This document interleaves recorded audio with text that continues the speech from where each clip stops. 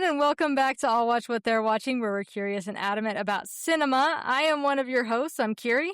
And I'm Adam. And today we're kind of doing a little May review, June preview situation. Should be a good time. Yeah, Kyrie and I have been talking about, and it just seems like all of a sudden we have been just bombarded with movies to go see. Yeah. Lots of movies out in the theater, lots of movies coming up really quick here. So, an exciting time. We've covered a few, we've teased a few that we're going to cover that we have seen. Mm-hmm. So, and then June, man, just really jumps into gear and starts running with it, you know? Yeah, no, absolutely. I think, it's going to be really interesting kind of seeing what we have coming up. We've talked a lot about summer blockbusters. We are knee deep in summer blockbusters. A lot of big ones too. You know, people have been talking about the Odyssey for years at this point. It'll be fun to kind of see what happens there. You know, it's been shot specifically for IMAX. There's lots of talk about the casting and what's all going to happen. So yeah, it's crazy that we're like knee deep in summer blockbuster season. Yeah. I think a good starting place for this conversation that we can talk about is two movies that neither of us have actually seen yet. And we're kind of hemming and hawing on if either of us will get to see these movies. It was Yeah. an option I had to go see yesterday, and I chose something else. And we'll see Friday. I'm kind of hemming and hawing again to see if I should go see one of these. And these are two horror independent blockbusters, essentially, Yeah. that have just done incredible numbers on extremely small budgets. And this is the movie Obsession and Backrooms. So I believe, if I remember right, Backrooms was made for $10 million and Obsession was made for just under $1 million. And both have already Yeah. passed the 100 million mark, if I remember correctly. Yeah, I want to say Backrooms is now like the 5th highest box office of an A24 film. After, like, I think Marty Supreme is number 1, Everything Everywhere All at Once. I forget the other But it had the biggest couple, opening, but is something I saw. yes, which is wild. Yeah, the craziest statistic I saw was that Obsession's third weekend. So we've talked about this a number of times, right? So your first weekend's your big weekend, Mm-hmm. and then you always have a drop. And if you Yes. don't have a drop, it is news and it's newsworthy. And if you have 3 straight weekends of not dropping, then you start Mm-hmm. coming into conversations with like all-time great box office Yeah. performers. And Yes. so Obsession's third weekend beat The Mandalorian and Grogu's second weekend, which is, Yes. if you had told anybody that 10 years ago, if you told anybody of that even 5 years ago, 1 year ago, I don't think anyone would believe you, or they would say, what in the world has gone Yeah. wrong? Is there a public feud between George Lucas and Disney? What is going on with that there? And so it's been a really interesting phenomena seeing these two movies just grab the public's attention as something that people want to go see. Yeah, especially as horror films. You know, horror is typically one of those that it's almost like a bit of a tough sell. Yeah. And it's like whenever a rated R movie like kind of does gangbusters, that's another moment where it's like, oh, well, hang on just a second. And yeah, with horror, it's kind of the same thing where it's just like, oh, well, hold on just a second. I guess the funny part about what you said is that I think a lot of people feel that way. And my gut reaction is I also feel that way about horror. And I think for you and me, we are quite reluctant to go see any horror movie. But I think for a pretty large subset of people, horror movies are the only thing they will go to the movies for, and they will go out of their way to go to the theater for a horror movie because it is for sure a different experience seeing a horror movie in a theater versus in your house. Yes. Now, I understand both sides of that coin. Of some people may completely prefer in their own home. But I think of a couple movies in the past. Weapons, I think, is the best example for me last Uh-huh. year, Uh-huh. that it was just a rip roaring time in the theater, and I think about that movie, and I'm like, "I think I woulda hated this movie if I just watched it by myself," but Yeah, seeing you've this in a kinda said theater that. yeah, seeing it in a theater was so much fun, and so part of our texting back and forth this week is I feel a little bit of, FOMO or fear of missing out because Yeah, I've missed both of these opening weekends, and as have I. Yeah. I texted you too, and I think Backrooms, 2 of my showings were sold out, Uh-huh. which again is kind of a crazy the same thing happened with Longlegs. I can't remember if that was last year or 2 Right. years ago, but I actually went to the theater to go see Longlegs on opening night and got turned away because it was sold out, so I had to go the next night, Shoot. and that I don't was know if I that knew that. Yeah, yeah, it was I was bummed out, but it's exciting. So again, I think it's especially I've just learned I think since that moment and I've kept my eyes open anytime there have been these horror releases that are kind of becoming popular online or something like that. Like I think in particular my community's niche is just eats horror up. So Yeah. these are two really interesting. The other big talking point, especially with Backrooms, is that the director of Backrooms is 19 years old, Yes. and got his startup from YouTube. And we've seen a number of Yeah. YouTubers have joined the foray into feature filmmaking and in particular horror filmmaking and had tremendous success. So that's another sort of people are calling this the first Zoomer horror movie. Yeah. So, I think people and it'll be interesting to see as technology's integrated into this these new generations more and more to kind of see what creativity does spark out of those things. I think this is a great example of the positivity of that to be able to have a success story like this. Yeah. I think I'd agree. Yeah. So we'll see this weekend. I can't promise that I'll get to either one of them. Backrooms looks terrifying to me. I think I would be quite scared. And I'm very intrigued by Obsession because it's Backrooms is doing fine critically, but it's not like jumping off the page. But Obsession seems to be jumping off the page critically as Yeah. well. Yeah. And I'm really curious. I know the premise of it. And I'm curious what's working so well for that movie. Yeah, it's been interesting because even some of my friends have seen Backrooms seems to be a little more middle of the road, Hmm. whereas Obsession just seems to be blowing up in all kinds of ways. Yeah, so both really interesting. As far as Oscar players, I did see some discussion of like, this won't happen, but it would be awesome if Backrooms got a production design nominee. Because Right. and I've seen some stuff about them talking about building that set. Really interesting. I don't know if we talk about video games every now and again, not very much on the podcast, but between us two, Yeah. did you ever play Portal or Portal I 2? did a little bit, just a Okay. little bit. So the Backrooms director says that that's one of his biggest influences in creating Backrooms. Oh, He interesting. also says, have you seen 1 Hour Photo? Is that what it's called? With Robin Williams? Mm, yes, yes, yes, yes, yes.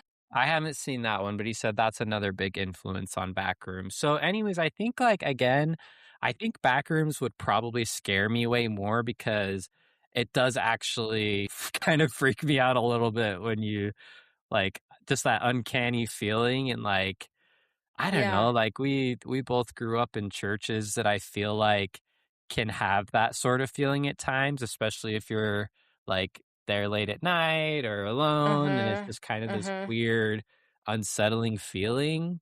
So I don't know. I you might hear from me that I'm checking it out this weekend, but we'll see. You keep, like, We'll see. talking yourself out and then talking yourself back into it, and, oh, it just cracks me up. But a lot of movies came out last month. I also had the chance to go see 2 re-releases, That's right.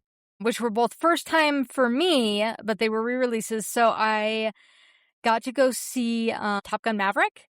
Woo. So I had seen Top Gun a few years ago. It was shortly after Maverick kind of like, kind of blew up. So, Maverick became this phenomenon, and I remember hearing all about it, and it was this big box office draw. And I hadn't seen the first one, and so I was like, well, I don't know if I want to go see this new one.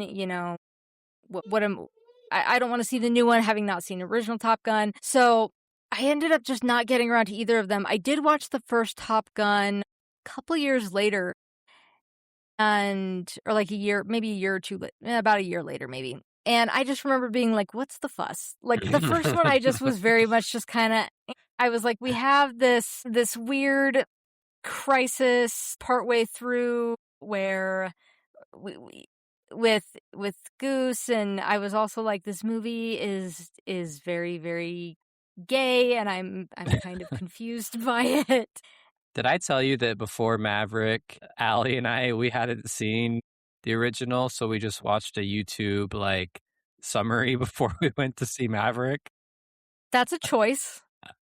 That's a choice. So I had watched it and was just kind of like, okay, whatever. Never really got back around to it, but everyone was telling me about Maverick. And so I've been wanting to see it for a while. Maverick is awesome. Like, it Yeah. finished and I was like, oh, hell yes. Like, this is what I want out of like an adrenaline movie. This is what I want out of a legacy sequel. This is what I want out of a summer I'm blockbuster. so glad you were able to see it in theaters. That's a huge deal to be able to see this movie again. It was IMAX, correct? I did see it in IMAX too, which, like, Man, yeah, that's the way to watch a that's Top Gun. crazy. Yeah, that is so cool. Yeah, so I mean, I had a blast, just so much fun. Yeah, so great time watching Maverick. Like, I was like, even though it wasn't like this year, like summer blockbuster, I was like, oh, we are back, boys and girls, we are back. So And it was fun, for sure, and it's the movie that saved movies, right? It came out right after the right? pandemic, and Tom Cruise made a big deal about it. It's just such an interesting thing that, like, ever since I've been so interested in movies, I see all these new movies like this in theaters, and I wish that it were possible to, like, tangibly know what it would be like to see this movie in a theater and to see this movie not in a theater, and to be able to, like, Right. really explain that difference, because it's undoubtedly an experience when you see something like that in a movie theater Oh yeah. versus if you just saw it, and maybe Avatar is a good example. I remember before I went to see, and I'm not big on Avatar movies at all, but I Right. think, my take after the 3rd one was, I'm okay if an Avatar movie releases every couple of years, just kind of a fun couple hours to watch the spectacle of it all. But Mhm. before the 2nd Avatar, I was like, "Oh, I'll throw on the first one to rewatch it," which I know you love, so we don't have to stay here too long. I But I like it a lot. when I turned it on, I was like, "I got no interest. I don't not here. I don't care." But I wonder if I was watching that in a movie theater, if it would just be the spectacle that I'd be like, Mm, "Wow, this is an incredible thing I'm experiencing." And yeah. yeah, so I'm so glad you got to see Maverick in theaters. Yeah, it was incredibly, incredibly fun. It was just a blast. And then I got to also go see Godzilla Minus One, which Godzilla Minus Zero is coming out later this year. We've talked about that a little bit. And that one was also just a lot of fun. It was this kind of a similar thing where I was like, this is what I want out of these movies. Like, this is what I want out of kind of these blockbusters, these hits. I felt like the action beats hit. I felt like the dramatic beats hit. There were even like a little bit of like horror stuff with kind of this creature feature. Like, everything just really worked. And I really, really liked that. Like, it was just a lot of fun. Made me super excited for Godzilla Minus Zero. Yeah, just overall, I had just these two re-releases. I was like, ah, man, I'm having a really, really good time. You know what? So, I think that's a perfect example. I liked Godzilla Minus One by all means, and I'm very supportive of it and very excited for Minus Zero. uh I'm gonna go into a little bit of background that's, I think, interesting. You can cut it if you don't like it, but I really, really, really wanted to see this movie. And I'd heard people were giving it great reviews and all these different things, and I was checking with my theater, and they're like, "No, we can't get it. It's nowhere, it's nowhere." And what I found out, so the Godzilla franchise was purchased by is Universal, I think, or who's making these like Godzilla versus Shoot. Kong movies? Whatever studio's making those movies, There's Warner Bros. yeah. Legendary Pictures and Warner Bros. Legendary Pictures, that's the one I'm thinking of. So at some point, they bought certain rights to Godzilla from Japan, whoever owned it in Japan. Right. Mhm. And basically what that deal said was it didn't say, Japan, you can't make Godzilla movies, but what it did say was you cannot release a Godzilla movie in the US the same year that we release a Godzilla movie in the US. And so Right. there was some technicalities and some timing differences. You couldn't even stream it. So it was like it released and there was this period and then they had to shut it off and the US could not access it anymore. So I missed the window. It was like I think Oh, it was in a dang. theater and I tried to like I was going to go see it and then I missed that window and I wasn't able to see it for a really really long time. And so I finally did see it and I saw it on just at home. And again, I liked it. I think this was a movie I would love if I saw it similar to you in a great Mm, theater or if it was, full of people. So right. keep the movies alive is basically what I'm saying. Yes. No, I absolutely agree, absolutely agree. But yeah, I mean, May was kinda jam-packed. We talked a lot about Devil Wears Prada 2. Neither of us really got to it. It didn't get high enough reviews to interest us. I did see Animal Farm, which go a couple episodes back.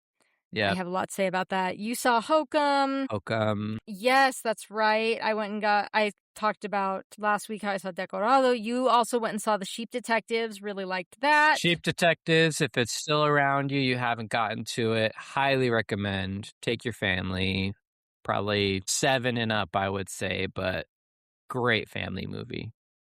Yeah. And then you saw Is God Is. We talked about that last week as well. I'm just kind of going through to see if there's any others. Oh, I did go see. I didn't talk about it much last week. I won't spend too much time because we did do our Ghibli episodes. But seeing The Secret World of Arrietty in Yes. IMAX was also You just share lovely. Yeah, you didn't share about the experience, you just shared about how negative The mishaps, the mishaps of it, but I'm the sure actually hoops I seeing the had to jump movie through. every now and again, I shuffle my Spotify, and every now and then it'll do a round of some Ghibli songs, and Yeah. whenever something from Arrietty comes up, I'm just like, just the most underrated Ghibli out there. Just such a pleasure.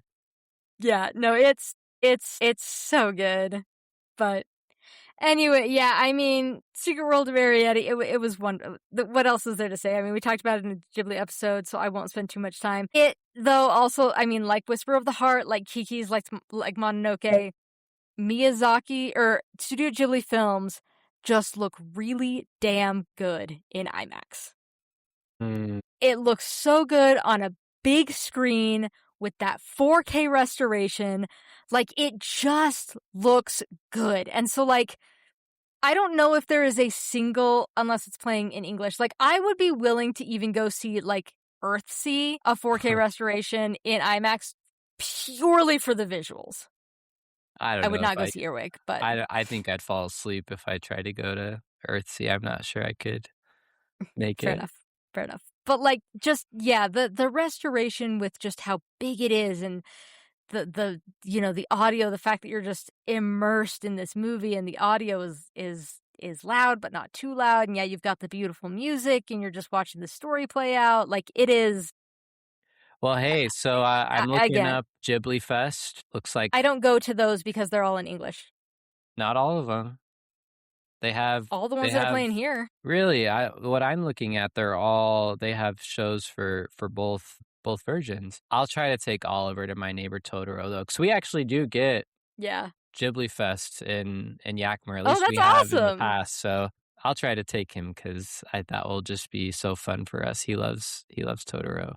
Yeah, I feel like last year Ghibli Fest, maybe it's just I mean I have the AMC pass, so I usually go to AMC. I guess I could look and see what's playing at the Alamo or Cinemark or something. But yeah, the ones at AMC last year and the ones I've just looked at a little bit this year, they're all in English. And as we know, I'm a snob and have feelings about that.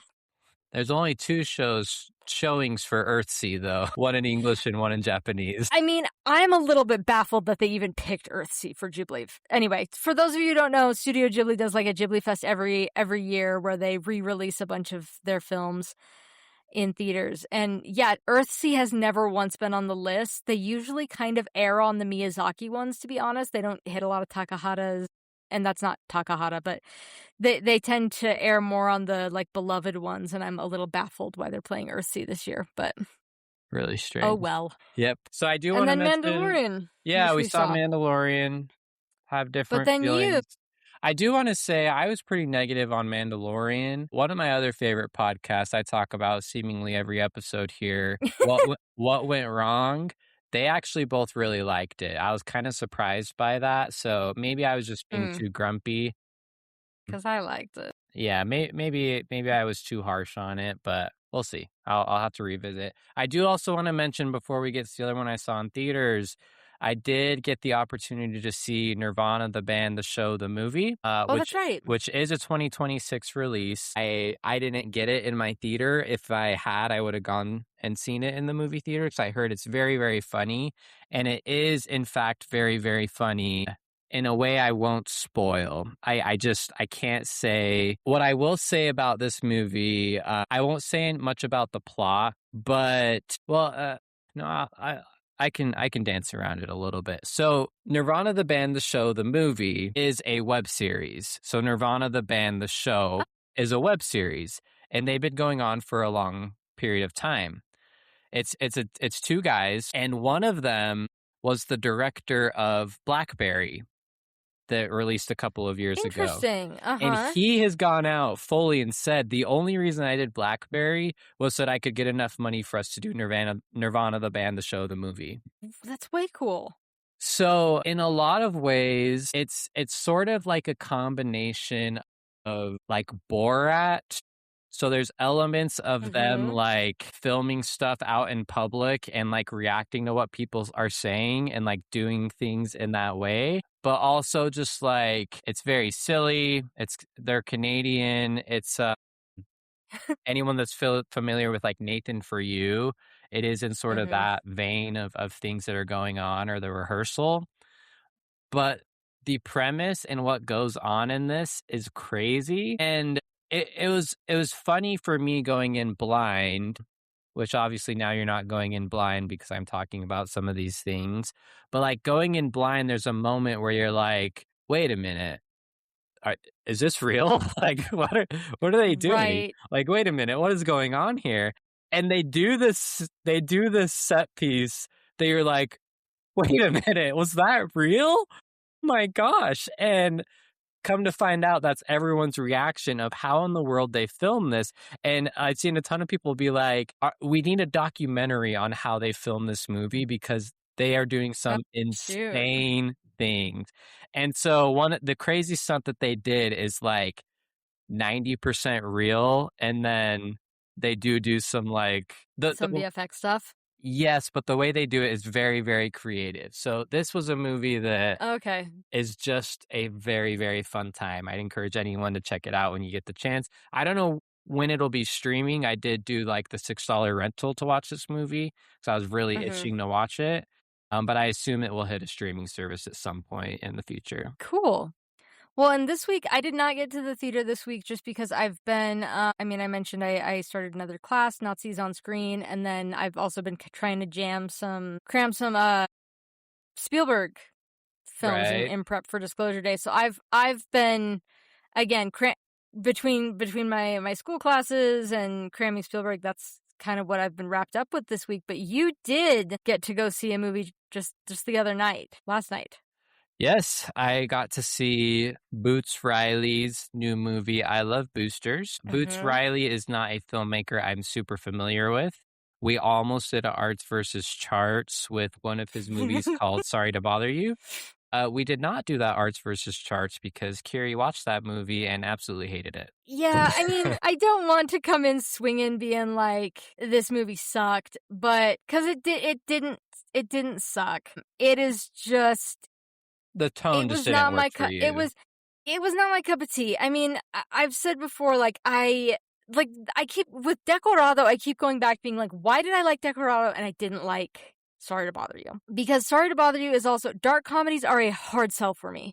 Mhm. I tend to just feel like crap by the end of it. So I don't know if it's just the humor is so subjective that I just don't get it. I don't know if it's because I've said before, like, because Decorado is animated and because it is not my world, it is sort of this fantasy world that is Sure. meant to mirror aspects of our world. I was able to kind of be like, oh, okay, I don't actually live in that world. And so I don't live in a terrible hellscape. Whereas with movies that are set in our world, I'm just like, oh, I do live in a terrible hellscape. So I don't know. I've even mulled it over again, being like, do I need to retry this thing? I don't, because I like a lot of the actors in it Yeah, too, I but I just my 2 cents is I don't think you need to, having not seen Sorry to Bother You yet, I will, but I do think you should watch I Love Boosters. So, yeah. And I was I my I was experience excited by the trailers. and I won't spoil anything here, again, is, kind of the high level. I won't spoil anything plot-wise. If you wanna go into something blind, obviously don't listen to me for the next couple minutes. So like you, I didn't actually clock that it was the same director as Sorry to Bother You until I sent Mm, you stuff from the trailer and I was like, "Oh, I got my eye on this one." And you're like, "I don't know, I didn't love Sorry to Bother You, blah, blah, blah." And I was like, "Oh, I didn't even realize that was the same mm. person." But the trailers were very bright, very unique, like color-wise, that I was like, "Oh, like I'm gonna see kind of what the reviews reactions are to this." The reviews reactions came out. They were fairly positive. It wasn't like out of this world. And so it wasn't a priority for me, but I was like, I got my eye on it. So I didn't go. I didn't go. And then ended up having time to go see a movie yesterday and decided that was going to be the one I wanted to see over Backrooms. Maybe I just didn't want to be scared. And I really, really loved it. Now, full disclosure, this is disclosure day. Wink, wink. I was, like, fine with it for probably the first, like, 45 minutes to almost an hour that I was Mhm. like, "I like the style, I like, it's kinda fun." It is funny. I wasn't, like, laughing out loud, but I was like, "I'm having, like, a good time, like, nothing outstanding, like, whatever." Right. Right about at that time when I mentioned it it goes from, "Oh, this movie's kinda wacky, this movie's kinda silly," like, it's very clearly has this style that's doing some goofy things to, "What am I watching? This is Okay. bonkers." Like, it jumps from, like, "This is a regular movie, and there's some funny things going on," to, like, "What the heck?" Like, "This is crazy."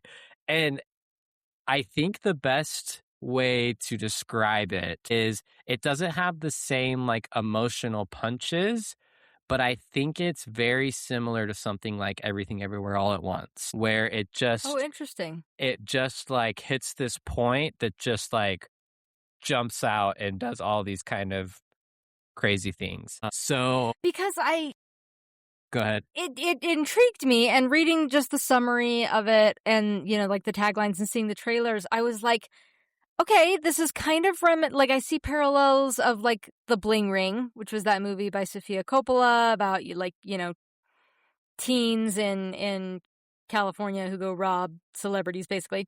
Right. And, it also is kind of reminiscent a little bit of Hustlers where, you have kind of this Right. this this group, this found family of women of color who at first they're just sort of ending the law, and then it keeps going, and they end up breaking the law several times, and and then it goes on from there. So I've seen a couple of movies that I was like, "Ooh, this seems to have similar vibes," but again, I was like, "It's Boots Riley." I've seen Sorry to Bother You, and Sorry to Bother You also kind of has a moment where it just goes a little bit where you're just like, "What is happening. Right. So, and So I I'm think, curious. like I said, I think the first while is similar to those movies you mentioned, but then it jumps into, as this person says on Letterbox, a live action leftist Looney Tunes bursting at the seams with color and creativity.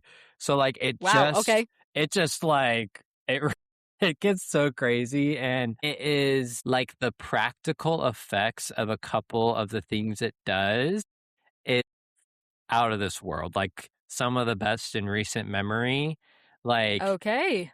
in some of it in particular is like so obviously like it doesn't look real, but it's like you know how they're doing it, and it just looks so like it's just so fun and is so Mhm. creative and looks just it's just so engaging. So like again, I was kind of mid on this movie for a while, and then I left like that was such a fun time.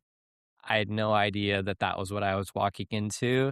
And sorry for everybody, you know, I wish everyone could just walk to the movie theater. And Right. I'm actually going to say this too, because they played not the newest trailer for the end of Oak Street, at the end of Oh, Oak yes. Street or whatever it is.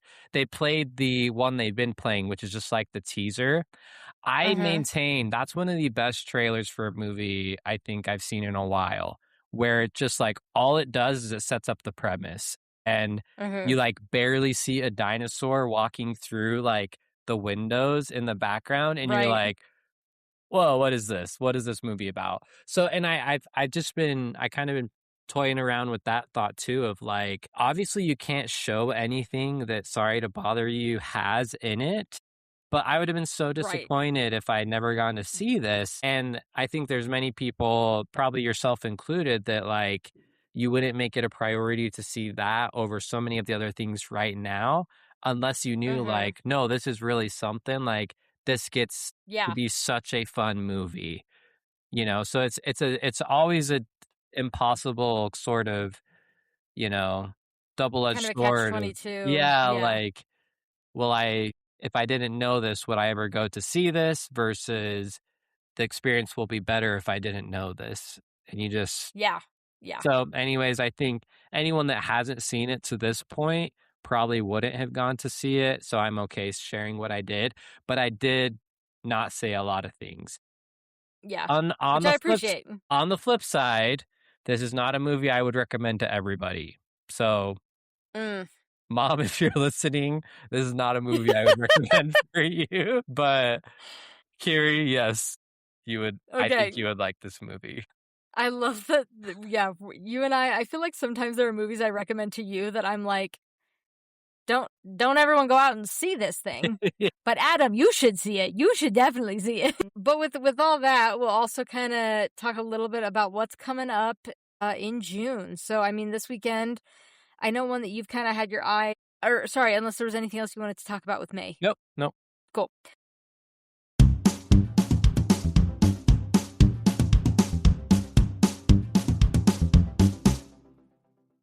So I know this one you've mentioned before, Power Ballad with Paul Rudd and Nick Jonas. Yeah, again, this is a funny one. I just talked about trailers. This is one of those ones where you know exactly what's gonna happen just based on the setup and what goes on. It's where but it doesn't make it any less desirable to go see. So it's Paul Rudd writes a hit song. Nick Jonas becomes super popular because of said hit song. And so then as Paul Rudd, you know, shenanigans ensue of Paul Rudd being frustrated that he actually wrote this song, but Nick Jonas is famous because of it, right? So Right. I love Paul Rudd. That's a fun premise to me. But I didn't realize this is the same director who did Sing Street, which is a movie that we really love in this household. And so I don't know if I'll get to see this one. There's just so many things out right now.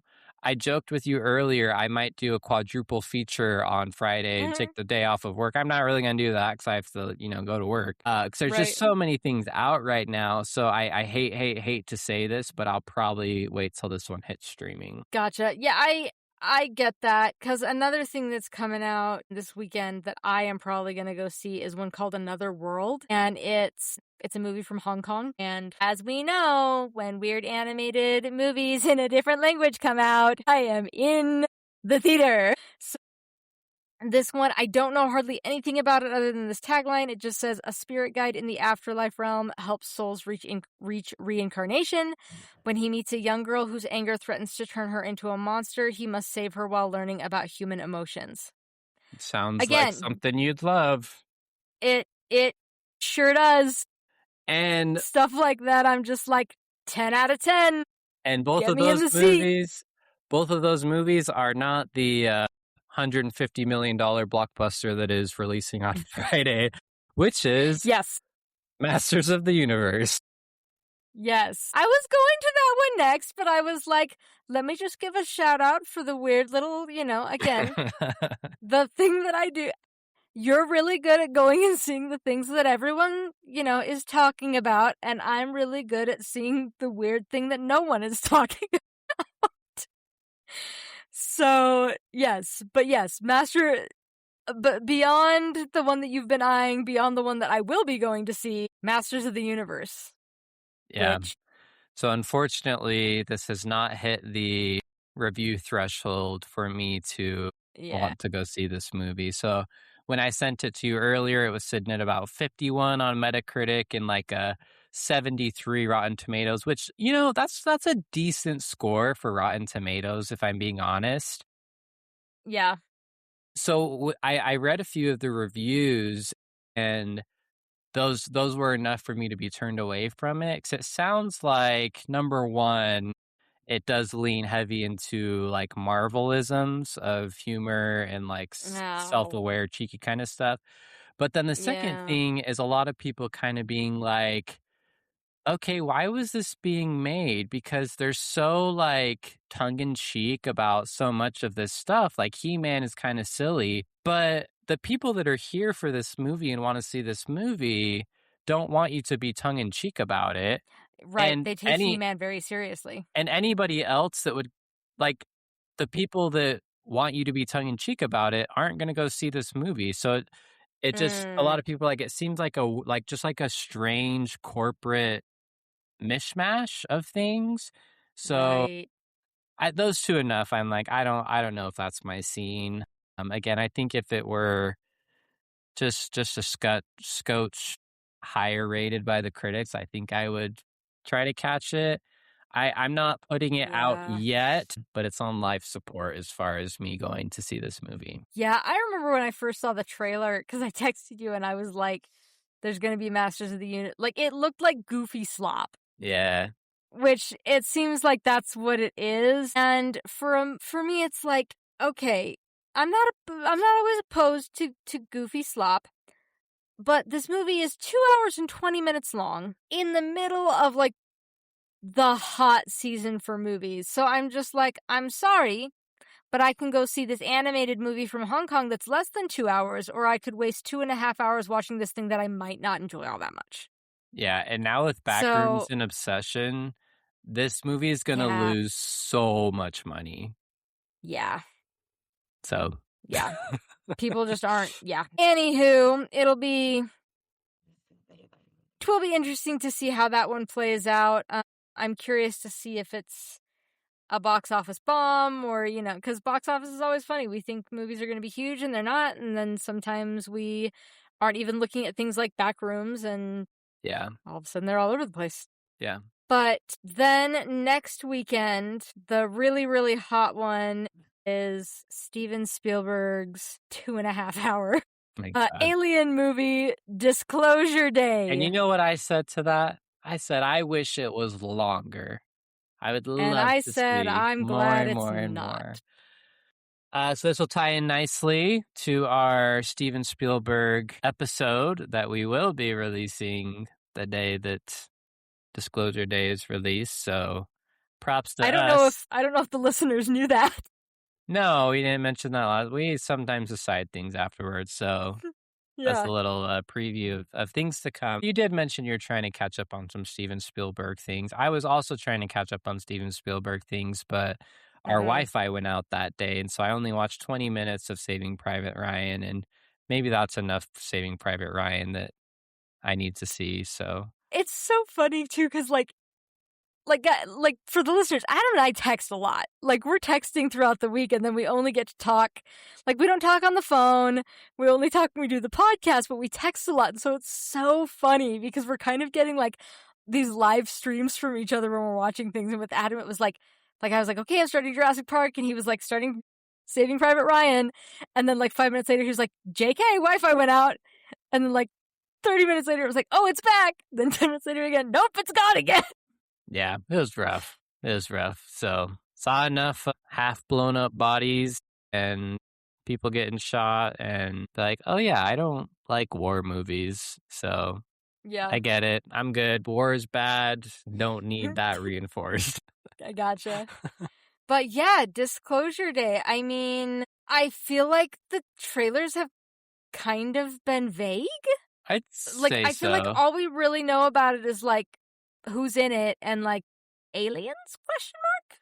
I'd be curious if like because you keep you made a big deal about it 2.5 hours and also I'm thinking of something like I Love Boosters which I saw trailers for.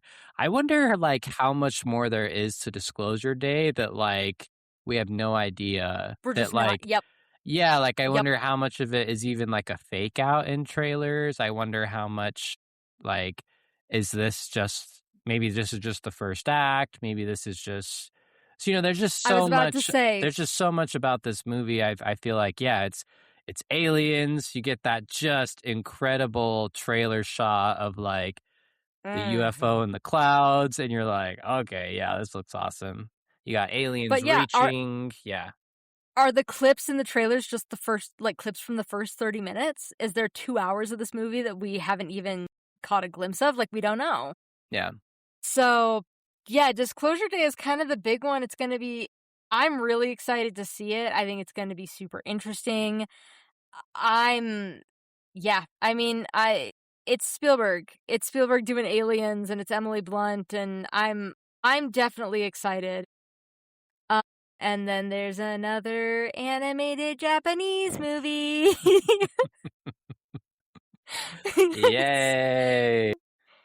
I think it's Japanese. It's called Jinsei. So I'll probably be going to see that one too cuz I go see these weird animated movies. But Disclosure again, the only person who knows that Jinsei is coming out is me. Everyone else is going to see Disclosure Day. I forgot to tell you this. I didn't tell you this from yesterday. I actually have Jinsei at my theater too. That's not what I was going to say. What I was going to say though is that when I was buying my tickets yesterday for I Love Boosters, there was this group of teenagers, like younger teenagers in front of me. Mhm. And they were like, one to Pressure, which Pressure is that like World War II D-Day, but it's about the Oh weather. yeah. Which I've actually Mhm. heard that it's like it's good. Like it's Yeah. not a bad movie. Like it's a good movie. Not something I'm prioritizing, but again, I've seen enough people say like, "No, this is actually pretty good."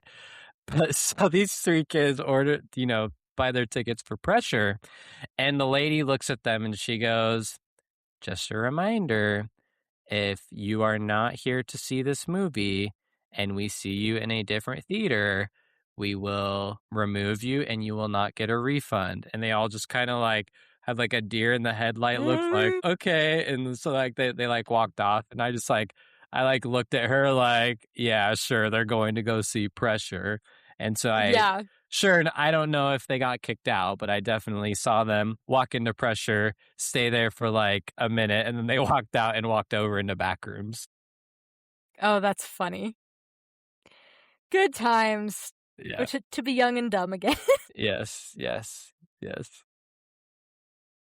So anyway, Disclosure Day is kind of the big one next week. Week after that, there's a few I want to talk about, but the big one for June 19th is Toy Story 5. Oh, dang, that comes out June 19th? June 19th, Toy Story Wow. 5. Shows you how much prep I did for this. I can't believe that's coming out in 2 weeks. I have warmed up on it a little bit. I think Seeing it's more gonna trailers. I think it'll be good. I think is it necessary? No. Could they go in a different No. direction? Yes. But is it gonna be good? Probably. Well, they have Andrew Stanton directing it, and he also he's done writing for, like, Wall-E, Finding Nemo, a lot of the earlier ones. He's directed Finding Dory wasn't great, but he also directed Wall-E, he directed Finding Nemo, he directed A Bug's Life. So I'm like, you've done good stuff. And then there's also a co-director who I think this is her first. No, this is her first. She did a short and then this one. So I don't know. I didn't see Toy Story 4 because I very much was just like, why does this thing exist? I don't care. Are you gonna see And it I did, before 5? yes, Huh. because I'm a completionist about these things. I have heard it's clearly the weakest one. I am actually one of the weird ones where I really, really like Toy Story 2, like a lot. Oh, you're not weird. I Mm. think that's my I take. feel like people's favorites are either 1 or 3. I think 3 I mean, I haven't seen 4 enough to have an opinion, but I don't think 3 is I know a ton of people love 3, but I don't get that. I think 1 and 2 are, like, Interesting. far and away better than 3 in my opinion. Interesting. I've recently-ish, within the last year, watched 1. I might rewatch, I don't know, I might just watch 4 if I don't have time. I might watch 2, 3, and 4 depending on how I'm feeling about life. But But something you said, sorry, we'll come back to Toy Story because you're talking about like co-directors and this different thing. I think mhm, one of the telltale signs that Masters of the Universe wasn't going to be good that I saw before reviews were dropping and went, oh no, was there are 4 screenplay credits and 4 oh, story by jeez. credits. So you know it was Jeez. just a boardroom A movie committee. by committee, yep. Yeah, and that just never works. Yeah. Yeah, Co-directing okay, I animated mean, movies is a different thing, but, well, and when there's 2 and there's 4, there's two directors, that's pretty normal. There were and 2 normal directors for for Little animated Mermaid, Beauty and the movies, yeah, Beast. yeah. Yeah, but yeah, I don't know. I think the tech stuff is interesting. I again with things like this, I do sometimes have a hard time separating like the studio from the film, and so where the message seems to be like, well, tech is bad. Yeah. Get back to toys, and I'm like, Disney Pixar, you're the one sending this message. Well Come yeah, now, because they are gonna sell you the toys. right? Exactly. So that makes Wild. sense. Which I again, think back the to sorry, I keep going back, but I think that is no, just you're such good. a I didn't mention this about I Love Boosters, but like it's not a bleak movie. It's like cheerful and hopeful and like a hopeful ending. But I think it's Mm, just like such a unique place in like it's very anti like consumerism and capitalist.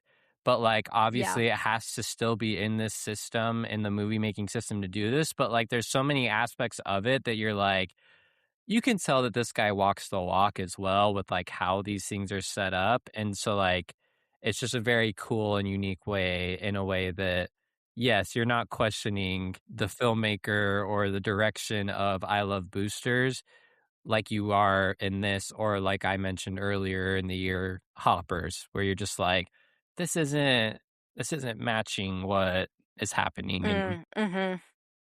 scope Yeah. beyond this. Yeah. So I mean that'll definitely be interesting. I'm not sure how I feel about it, but I will say that I like the concept of Lily Pad as this villain. Yeah, it's fun. I think because I do kind of we've talked a little bit about this. I do kind of miss like the classic Disney villains. Like lately a lot of it has been like the real bad guy is generational trauma or whatever, and I'm just like, okay, but I want like kind of the muscle twirling like evil laugh Ollie watched some villain. Canto And today, actually. I love that you knew exactly what I was talking about, and I didn't even say the movie's name Yeah.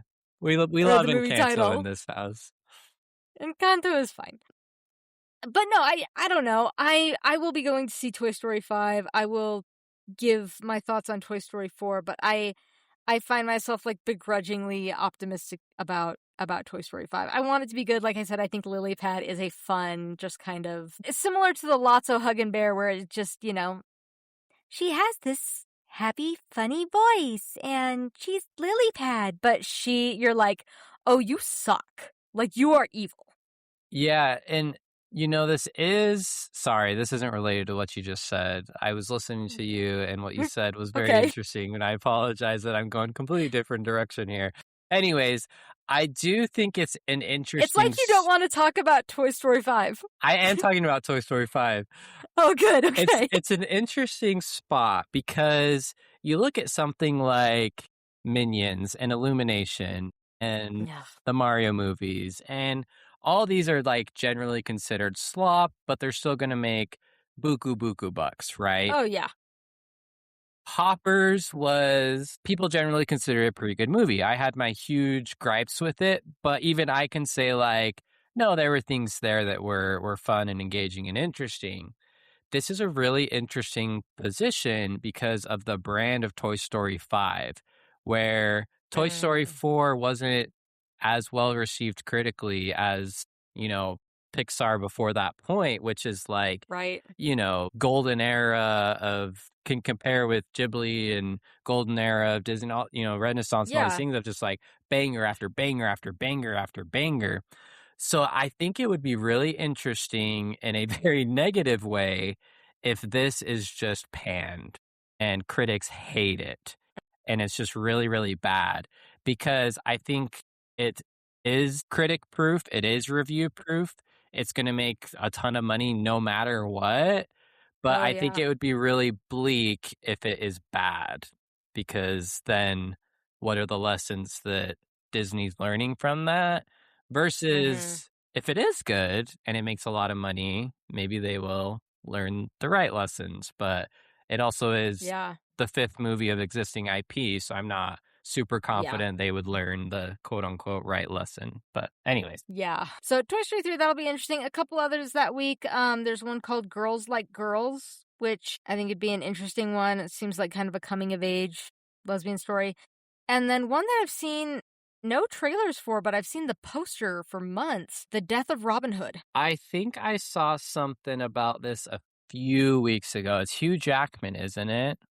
Yes. I just barely, I think, saw pictures or like a bit of a trailer, but I've been seeing the poster, I feel like, since the beginning of the year.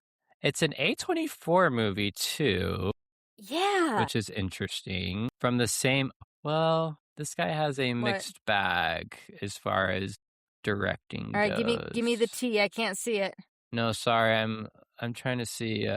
So he has some good, but that's a really bad one. Hold on. When I say Sorry. give me the tea, like what are the movies he's I done? know, I know. I'm just looking at. Okay, so he directed Pig with Nicolas Cage. Movie came out Okay. 5 years ago. I haven't seen, but it's Yes. been on my watch list for a very long time because it did Same. very well. He did A Quiet Place Day One, which also was Also did very very well. well and reviewed very well. Those look like the two big ones he's done. It has If, which was the John Krasinski directed one. I don't know what his role is. I'm not seeing what his role is here. So that's enough. It is kind of weird. We haven't Yeah. heard much about this movie. Yeah. I just think it's interesting that it's flying under the radars. I don't know if A24 is just so distracted with backrooms right now that they're Could be. not giving this one a lot of attention. But because It's for me, I'm like, well, it's it's A24, it's Hugh Jackman. it's written and directed by that guy, which I feel like is Mm-hmm. always a positive.